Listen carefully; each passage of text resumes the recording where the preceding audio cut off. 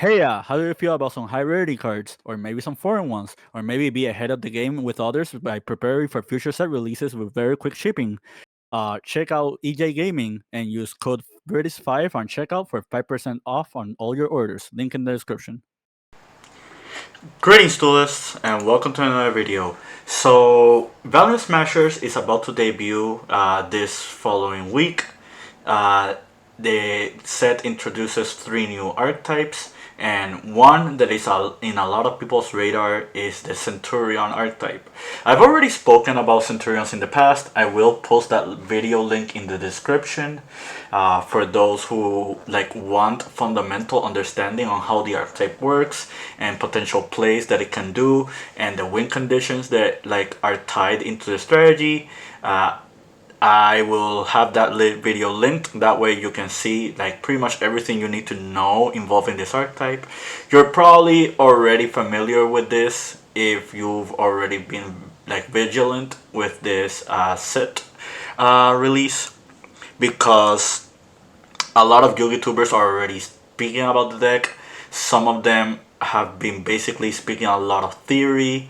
Others, however, they have shown a lot of promise and think the deck is outright, a very fitting contender for this upcoming format. Before we talk about how strong will Centurion be in this format as a whole, I guess we should recap on what are we experiencing in the format so far.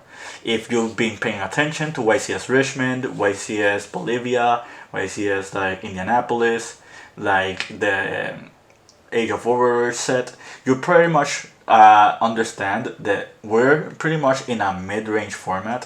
What I mean by that is we're in a format where hand traps are pretty much everywhere, and if you're not playing hand traps, you pretty much are going to get blown out by a very heavy combo strategy.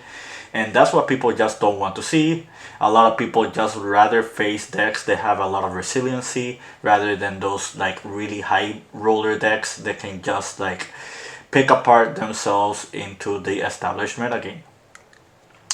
That being said, right now, by the time of this recording, I think a lot of people can reach the conclusion that Unchained, Rescue Ace, Manadium, Tearlament, Purely, Infernoble Knights are all really high up in the tier.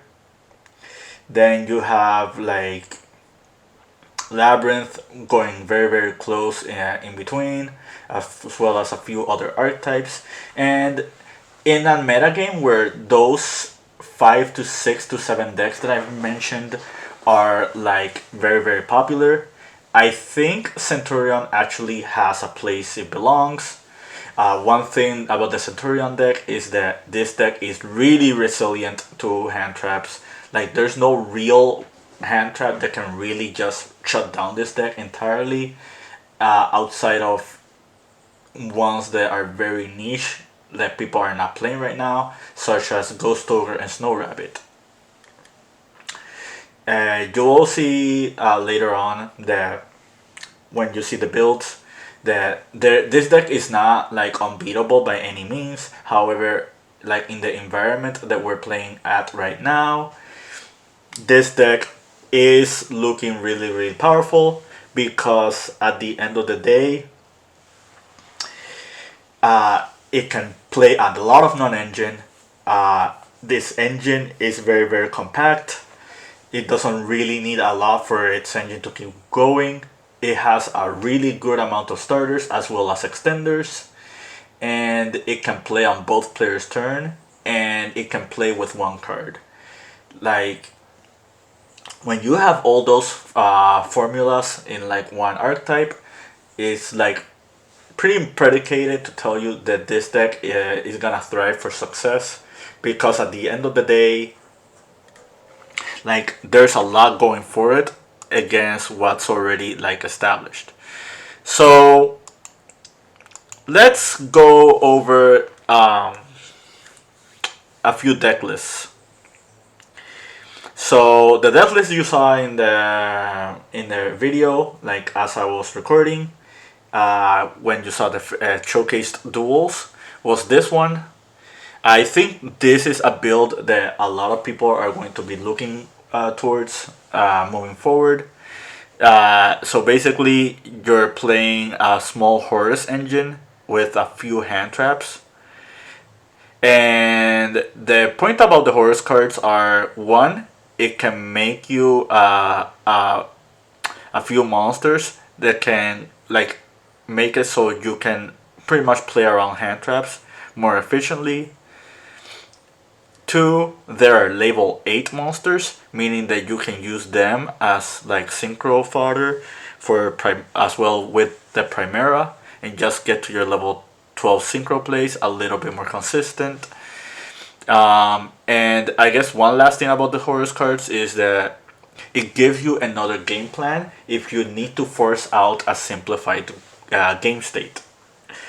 We're in a format where a lot of people are just going to be trading card advantage with their hand traps or with their board breakers, and you're going to be fighting tooth and nail between your engine and your opponent's engine. Centurion's monster engine is really, really strong. Like, it's very, very resilient.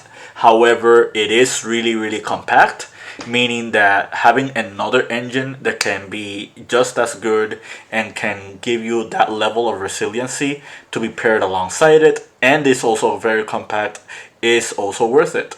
Like, the Horus cards only are taking like 5 spots in the main deck, and you're using a few of their XYZs, so there's like 2 or 3 in the side in the extra deck. So there's not a lot of room for error when it comes to just pairing up this engine entirely. I'm not a fan of Horus in a deck like Tier Elements because I feel like Tier Elements have issues where the Horus cards cannot be fixed into that deck. However, Horus cards have been seeing a lot more success in Tier Element decks. I still think it's more because of a tunnel vision approach. I think a lot more people are super convinced that the cards are good in Tier Elements. Therefore, if enough people play the strategy and some people are really good with the deck, they're just going to be doing very well with it. However, in Centurion, I think Horus is a lot more impactful. I think it really just synergizes well with the archetype a lot more than what I would say it can be used to. If you look at Stand Up Centurion, Emblema, the Primera, and the Trudea, you have at least 13 one-card starters, meaning that if you just match the Horus engine to be paired up alongside it, you're going to have like a really good percentile of cards that you'll see in your opening hand that can just outright just let you play the game. So that's it for the Horus engine. I guess we can talk about the next one. So this is one that popped up in the OCG as of recent. It is one with the super heavy samurais. In the OCG, it's a little bit different because Scarecrow is still legal, meaning that they can play the Soul Piercer, and the Soul Piercer is like an engine piece that they can use with their combo. But the whole point of the super heavy samurai cards are pretty much to get you to this card right here, the Infernal Flame Banshee. For those who don't remember this card came out in Age of Overlord. It's a generic rank 4 monster, and it can send or add a pyro monster from your deck to your hand. And for those who haven't noticed, Trudea is a pyro monster. So it pretty much like heightens the level of one card starters from 13 to 19. There is a caveat to this. You are playing 19 one card starters, however, you do have to play engine requirements, and in a compact 40 card deck, these engine requirements are probably going to be in your hand more than not. Like, for example, you don't want to draw the Big Benkei at all. You don't want to draw this Gaia booster. And if you've already seen my engine requirement video in the past, as well as Jesse Cotton's video speaking about his issues with the format and the decks that are popularized on that particular format, then you understand where I'm coming from with this. However, like, this small risk warrants just leveling up the consistency and pretty much making almost every single hand that you play with this deck pretty much playable. Now we go to the last build. This one was inspired by Jacine. I will post his video in the deck in the description. He pretty much calls it a tier 0 deck, but I digress. So this is a very, very different approach from like we've seen with the other two decks. Like these ones are more prevalent on hand traps. This one is prevalent on floodgates and regular traps. So what's the concept behind this? Why does this work? So you have 7 monsters in your deck. However, those monsters can just filter out themselves. You're playing prosperity in this build, meaning that your level of consistency is just as good as the one with the super heavy samurai engine. And you are not playing hand traps. Basically, the way you're going to be playing this deck is if you go second, you're gonna rely on like Strike, Daruma, and like Super Poly to just try to pick apart the opponent's board. You have Impermanence as your only hand trap, pretty much. And can this deck pull off this strategy? I think it's kind of strange because the you want zones cleared for your Centurion effects if you do put them in the spell and trap zone. However, even like 3 to 4 spots to just dedicate to your stuns cards are good enough. If you've played this game for as long as I have, you will understand that whenever hand traps become super popular in a format, that's when decks that can play a bunch of back row are going to shine and they're going to do just as well. Because decks that are very hand trap heavy are decks that cannot beat trap decks. We've seen that in the past with Eldritch, we've seen that in the past like with Altergeist, we've seen it with like other strategies very similar. Like the one exception to the rule would be Labyrinth, and that is specifically if you're playing Ash Blossom and Ghost Bell. But moving back to like this case right here, if the meta keeps trending upwards towards a high hand trap count, like we've seen in like the past YCS event, then a deck that can play trap cards is just going to do very, very well because at the end of the day they will have a very significant advantage, and it means a lot of cards that are non-engine that are being played in those combo decks are just going to be dead cards that serve little to no function, meaning that they only have their engine to rely on if they're going to trade advantage with you. I think Super Poly is kind of excellent. Like a lot of people are playing into this card now, and if the options they don't play into that card, like this card can also benefit you because you do have monsters that are good targets for Super Poly themselves, and it could help you like secure some lines, make OTKs, and so on and so forth. I think the fact that this deck also can play a counter trap that is searchable in their engine and just serves as like dual purpose in this deck also like pretty much aids this kind of strategy. So let's talk about a little bit more in depth about like their extra deck when it comes to this deck. When it comes to Centurion, like you don't really need a very compact extra deck.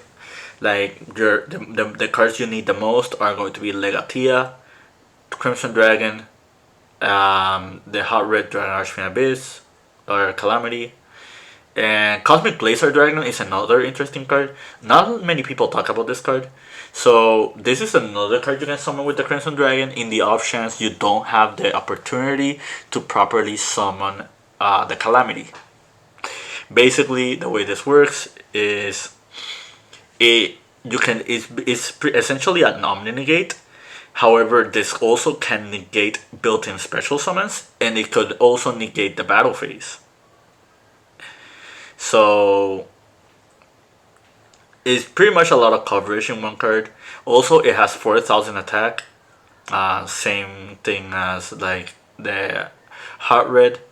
So like it can help secure some game shots. Like at a given opportunity. Legatia is pretty much the leg strong holder of this deck. You can pretty much just play 2 to 3 of it and you should be more than fine. As a generic level 12, I think this card is very exceptional. I wouldn't be surprised if you see other decks in the future just play this. For example, Virtual World is a good example of a deck that can easily make this card. Manadium is another example. So I want to talk about Typhon because you see 2 Typhons in this build. I think this card is a godsend for stun decks. A lot of people haven't caught on to the fact that this card helps stun decks the most out of almost every deck that we've seen in the game, because one issue that stun decks always struggle against is just trying to face those really impactful boards that involve a lot of boss monsters. Just having a monster that can pretty much shut them down and just start picking up on their board is very, very ideal, because it means that if you end up just setting a bunch of trap cards in your opponent's turn, they cannot use those boss monsters to just like freeze or stop you from using your trap cards on their turn. Because Sky Crisis pretty much just prevents that on its own. So Centurion extra deck is super flexible. You see the fusion monsters here. Like if you take the 1 Typhon, the 1 or 2 Legatia, and like the super poly targets, we're talking about at least 7 spots in the extra deck that are kind of freelance, like freelance. That's why Prosperity is good in this deck. Prosperity does conflict with the Legatia's effect to pop a monster because it also needs to draw. It also does conflict like with a few other stuff in general. However, I feel like you can easily just miss out on 1 draw if it means like consistently getting to the cards that you need in your engine.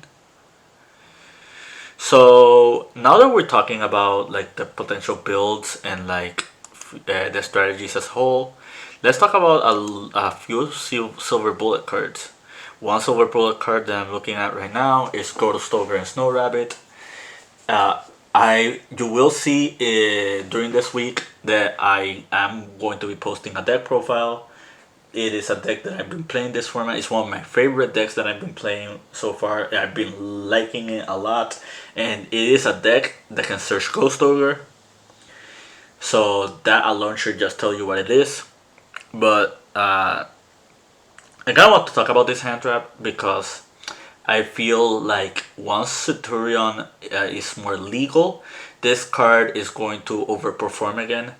Like right now we're in a format where no real hand trap is a blowout, meaning that if you can just play a hand trap that can serve a very similar role to other hand traps, which is softening your opponent's board and just like making a segue for their game plan and their strategy, then Ghost Ogre is going to do well because I'll give you just one example. Let's say you're playing against Rescue Ace and they summon the Dark Witch and they send 1 card from their hand to set a Sinful Spoils. If you Ghost Ogre to chain to the Dark Witch's effect, now they're put in a position where they need another face-up card in order to activate the Sinful Spoil Snake Eye. And if they don't have a really good normal summon, that pretty much can stop like most of their plays, because the main play that they do is summoning Hydrant, and that's your special summon for the turn, meaning that you still have your normal summon, and then you just search Airlifter, and Airlifter searches for emergency, and then you can just keep playing. Now, if you do that, you're forcing them to normal summon another monster before getting to the hydrant, meaning that if they don't have airlifter, they lose out on airlifter, they lose out on grabbing emergency. You can make the argument that they could have another rescue in hand and then just link away and just grab preventer and keep playing, or grab the turbulence and just banish your rescue cards in the graveyard. But the point is that they pretty much are jumping through hoops to make that play possible, and the starting combos and end boards are not going to be the same. Against Infernoble Knights, 90% of players are going to activate the Solstice effect to just grab grab a warrior monster. If you ghost over that, that is already like freezing their turn, is making their turn a lot harder to play.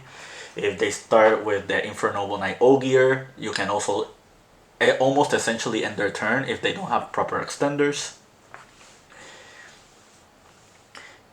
Against the Vanadium deck, you can snipe a cross chip with this. You can snipe like other potential monsters. If they summon Realmheart and you just ghost over that the summon of Realmheart, it's really hard for them to like keep playing unless they have other in-hand extenders they can just summon for free, and that's not something that happens super often with the Vanadium deck. So I already gave you like a couple of good examples. Overall, I think that moving forward, we will see this card a little bit more often. Another card that I think will be popular. I guess I'll talk about Unending Nightmare first. I'll talk about Cosmic Cyclone for last, because this card is seeing a little bit of play. But going on an Unending Nightmare, I think like this card is pretty much like a really strong card against Centurion as a whole. This card pretty much like is one of the cards they want to see the least. And against Infernoble Knights, this card is also good. Against like the Purely deck, this card is also very strong. You can pop their Street, you can pop their My Friend Purely. They can try to protect it with the Happy Memory, but the Happy Memory only protects it once, and this card is not once per turn. So you can continuously just try to keep popping cards. If they have the King Sarcophagus for the Horus cards, you can also hit that with this. Any deck that relies on field spells, this card is really strong against all those cards. So moving forward, I wouldn't be surprised if you see this card in more people's side deck. Let's talk about Cosmic Cyclone. So this card has already been seen play. I think after like Centurion comes out, you will see this card a little bit more often. This is the prime example of a card that's a really good segue for this format. What I mean by that is this card serves as multiple utility.